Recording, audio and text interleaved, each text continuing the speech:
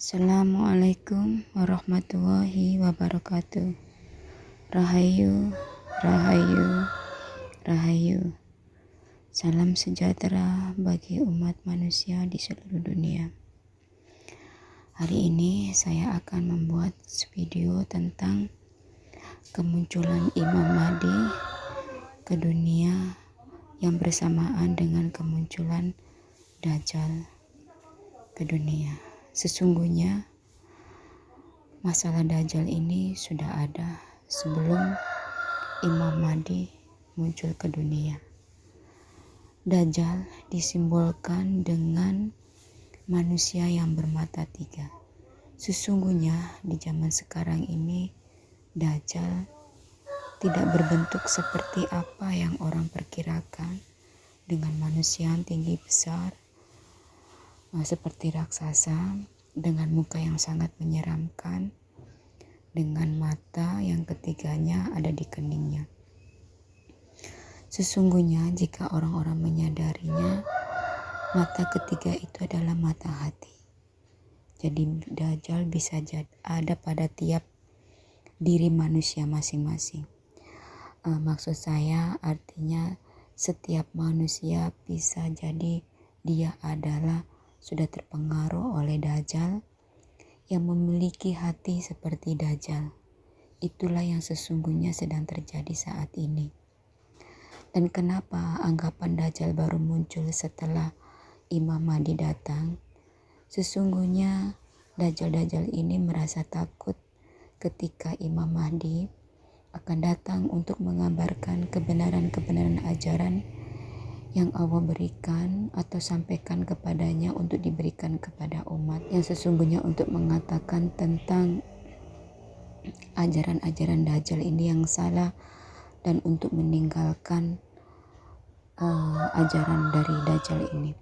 Sesungguhnya jauh-jauh sebelumnya Dajjal ini sudah membuat sebuah organisasi yang tersembunyi, yang banyak di situ orang-orang penting yang ikut dalamnya, dan termasuk orang-orang yang terkenal, para tokoh-tokoh selebritas terkenal seperti artis papan atas atau artis yang mungkin mereka adalah idola bagi orang-orang tertentu yang mereka sangat idolakan, dari mulai pemain film, artis, karena setiap orang selalu merujuk dan mengikuti setiap idola-idolanya. Jadi mereka tergabung dalam sebuah organisasi yang dibuat oleh Dajjal. Dan ini pertama kali organisasi itu dibuat di Jerman. Dan kenapa ini baru keluar? Karena dia takut akan ajaran yang dia ajarkan kepada pengikutnya, yaitu ajaran untuk tidak mempercayai adanya Tuhan. Ajaran tentang sebuah kebebasan, ajaran tentang sebuah sifat-sifat yang sangat dibenci oleh Allah, yaitu sifat kesombongan yang membuat mereka hidup dalam kemewahan yang sering dipamer-pamerkan.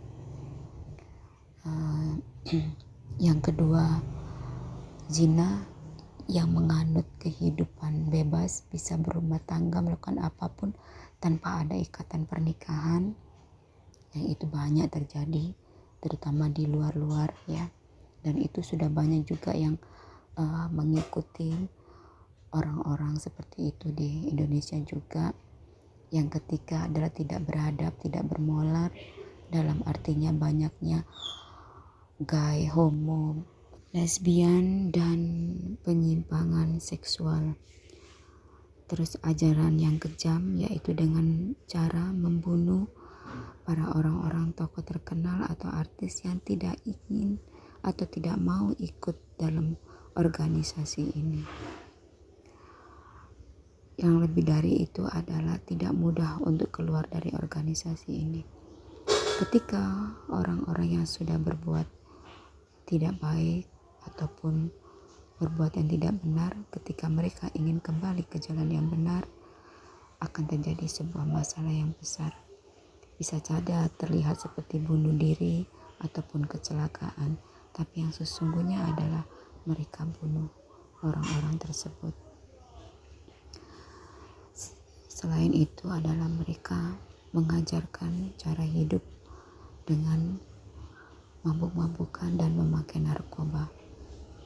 Karena orang-orang seperti inilah yang orang-orang tidak mempunyai keimanan dan orang-orang yang tidak mempunyai rasa takut kepada Tuhan. Sesungguhnya jika manusia menyadari musuh dalam diri mereka adalah bukan orang yang berbeda agama dengan agama kita. Karena setiap orang yang masih memiliki agama, pasti dia masih meyakini akan sebuah kebenaran dan kesalahan.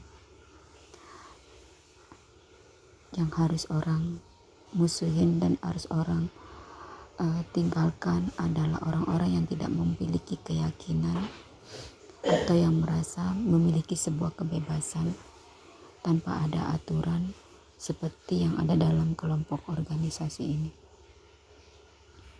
Dan organisasi ini sangat berkembang dengan pesat.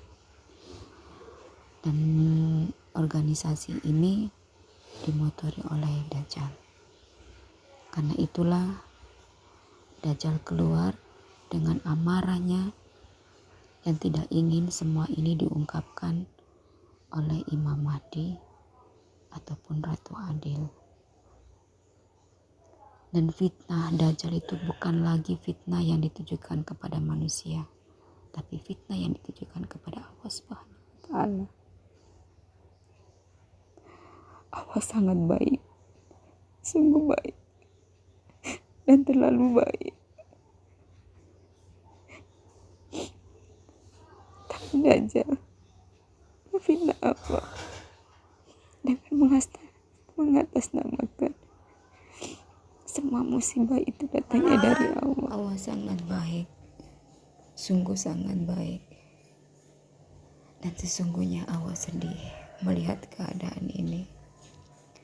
Tapi Allah selalu berjanji dengan kata-katanya bahwa saat Allah menurunkan iblis ke dunia dan mengusir dari surga, Allah berjanji atas keinginan iblis untuk dapat menggoda dan mengganggu manusia sampai pada akhirnya nanti zaman ini akan selesai. Jadi iblis Azazil tidaklah bisa dibunuh oleh siapapun atau dimusnahkan. Pada masanya memang akhir zaman ini akan selesai. Sebenarnya yang menimbulkan bencana alam, gunung Merapi, tsunami, banjir bandang, apapun itu adalah Azazil. Itu bukanlah Allah. Karena Azazil adalah berbentuk air dan api. Dia bisa menjadi seperti api yang membara, yang keluar dari magma gunung. Dia bisa menjadi ombak yang sangat tinggi dan besar seperti tsunami. Dan dia tidak peduli. Semakin Imam Mahdi akan mengabarkan tentang kebenaran, semakin besar dia ingin memusnahkan, karena dia tidak ingin apa yang dia ajarkan kepada orang-orang yang sudah begitu banyak pengikutnya akan kembali kepada jalan kebenaran, kepada Allah. Dan itu akhirnya akan banyak orang yang akan menghuni surga.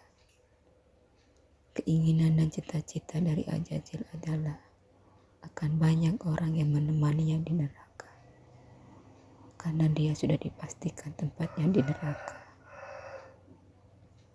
Jadi menurut pendapat saya, inilah kenapa saat keluarnya Imam Mahdi juga terjadi fitnah Dajjal. Jadi Azazil berusaha dengan keras bagaimana untuk membuat bencana-bencana yang besar supaya manusia tidak mempunyai waktu lagi untuk melihat ataupun untuk bertemu dengan Imam Mahdi dan mengetahui ajaran yang sesungguhnya Allah berikan.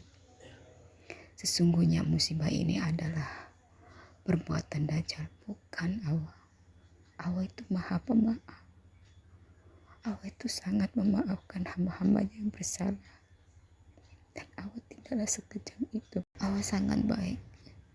Allah tidak mungkin memusnahkan umatnya tanpa memberitahu dahulu kebenaran tentang ajarannya dan membuat umatnya bertobat. Jadi jika kalian mendengarkan video ini dan kalian merasakan bahwa ini adalah sebuah kebenaran, kembalilah ke jalan Allah. Jangan menjadi pengikut Dajjal. Karena jika kalian menjadi pengikut Dajjal, kalian akan musnah dan tanpa bisa memohon ampunan lagi kepada Allah. Jadi inilah yang sesungguhnya yang orang sering katakan, kenapa kemunculan Imam Mahdi ditandai dengan banyaknya bencana. Ini bukan artinya pembersihan atau apapun Allah yang menciptakan, tapi ini semuanya adalah ulah Dajjal yang ingin memfitnah Allah dengan mengatasnamakan ini semua Allah yang membuat. Tapi sesungguhnya dia ingin memusnahkan semua manusia dan tidak sempat lagi untuk mendengarkan apa yang dikatakan Imam Mahdi atau Ratu Adil. Sehingga dia yakin bahwa nanti pada masanya terakhir, saat kiamat itu datang, dan saat waktu itu dia merasa banyak yang menemaninya di neraka. Dan saya akhiri video saya kali ini. Wassalamualaikum warahmatullahi wabarakatuh.